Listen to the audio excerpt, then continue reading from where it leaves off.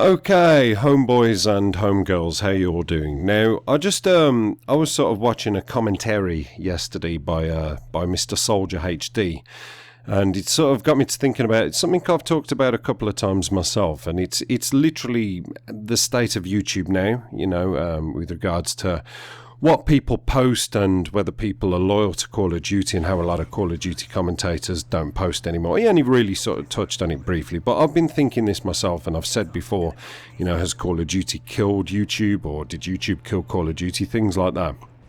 But I thought I'd sort of touch on it a little bit more intensely. Now, I suppose I'm a dinosaur essentially, because I sort of live in the past a little bit. I do with Call of Duty, I know that much, because I always go back and play older Call of Duties and enjoy them more.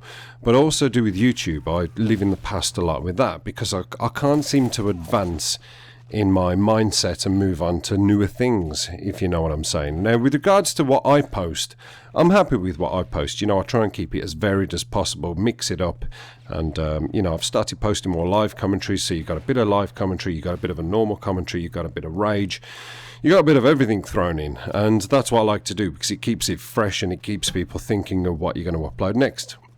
Whereas, with regards to what I view, most of the channels I watch, in fact pretty much all the channels I watch are smaller channels, because I honestly believe that the smaller the channel, the more people will try. I'm not disrespecting any channels that are around my size, because there's a lot of the ones who are sort of my size that I love anyway, like JD and like Soldier, the Schwans, people like that, sort of 25,000, 20,000, whatever, and they're still posting good content. It's still worthy of a listen.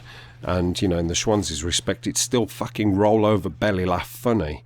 So those are the people that I enjoy, but also the smaller commentators put more thought and effort into their commentaries, and that's where I'm happy to listen to. And there's not really many more big YouTubers that I watch anymore, as opposed to ones I used to watch in the past.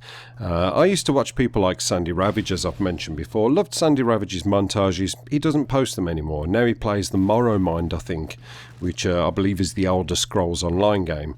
And he's moved away from Call of Duty now. He tried a little bit of Advanced Warfare, and I think he just got fed up with it like everybody else has. And obviously, there's so many others. Thunder I still watch, but again, going back to Thunder, he doesn't really upload much Call of Duty anymore. When he does, it's Black Ops 2, which is still popular, but he plays more Destiny now, and he's sort of slowed his uploads up a bit, because I think it's left a big, sort of a distaste in people's mouths. And the older sort of commentators that I used to watch, who used to post a lot of Call of Duty, and I used to kind of respect to a degree, even Wings of Redemption, I used to watch a lot of Wings of Redemption, believe it or not, move on. They move on to other things. They do more vlogs. They talk about their life a bit more personal. The reason I've stopped watching Wings of Redemption is because it's literally just it's just an emotion fest when you watch him talking about his depression and about his weight and about his depression and about his weight and his depression. And I just, it's okay hearing about things like that once or twice, but you like to see a bit of positivity every now and then. And unfortunately, you don't get that. And a lot of the other commentators that I used to watch, I just ended up unsubscribing from, because it just got too, and I'm talking from a big YouTuber sense, it got too exhausting almost, and it got too disappointing when you saw the titles of the videos and started watching and got fed up. Now, I find that a disappointment, because for me, if I think back to 6 years ago, is 6 years ago? Yeah, 6 years ago when my daughter was born, I took some paternity leave. And during that paternity leave, I sort of agreed with my wife, you do the feeds during the day. And when she goes on to bottles, I will do the feeds in the night. And that's what we used to do. And I actually got to enjoy that, even though my Xbox had broke. Of all the times for your Xbox, for your console to die, the time when you've got time on your hands is never the best.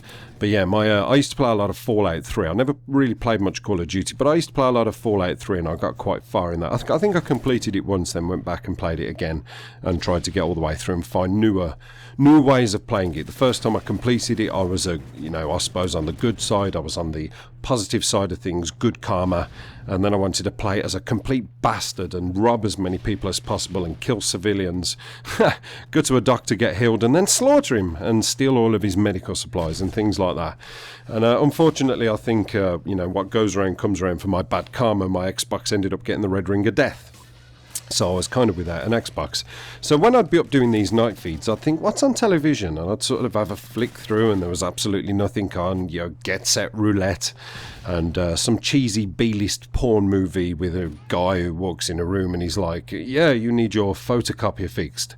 And some scantily clad he's like, yes, I do, my photocopier's broken. Then all of a sudden a bra falls off and they end up having sex on the photocopier and it magically fixes. Wonderful stories like that. That was the kind of only thing that was on. So I sort of got into YouTube and I started watching channels and I enjoyed it. It was an escapism for me. Because like I say, telly in England is crap. I don't know what it's like all over the world. I certainly know when I went to America, it was a hell of a lot better in America. I remember me and the wife, we went over to New York and we sort of flew over there. We had a bit of a walk around and we were just both jet lagged. We were absolutely exhausted. So we buggered off upstairs in the hotel and said, let's have a sleep. Little siesta, get up, bob on about our way and see the sights.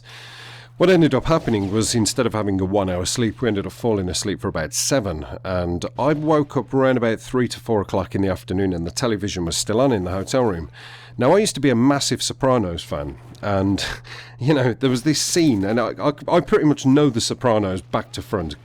And I sort of woke up and I thought I could hear the Sopranos in the background. Well, it was this episode where Uncle Junior, who was the Don of the Soprano family, he sort of, I suppose they used to call him Gumas, or they do call him Gumas. He's bit on the side, revealed to her friends that he used to like to eat pussy. Now, apparently to Italians and, the mafia, that's seen as a massive weakness. You don't eat pussy, it's one of those things. And he sort of got wind that was what was going on. James Gandolfini, who was Tony Soprano, was taking the piss out of him. And just as I woke up, I could hear him, hear Uncle Junior walk into this shop where she used to work. I think she worked at a cake shop. And he said words along this effect. It was kind of like, you had to tell everybody, didn't you, you big blabbermouth cunt? And he shoves a cake in her face. Now, that was at 3 o'clock in the afternoon. I was like, what? Is that normal here? Are you allowed to say shit like that? You allowed to say cunt in the afternoon? I don't know. You certainly wouldn't do in England. Anybody says bloody and they're right on top of them. But yeah, so TV in America looks a lot better. But TV in England is absolutely shit.